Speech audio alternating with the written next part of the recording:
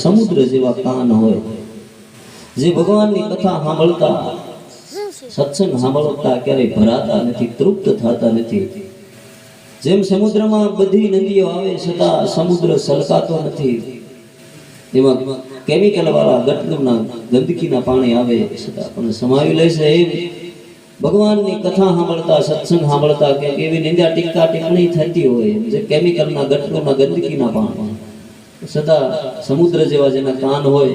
હંસીની જેવી જેની જીભ હોય, ક્યારે અસત્ય ભાષણ ન કરતી હોય, હરિના ગુણ ગાતી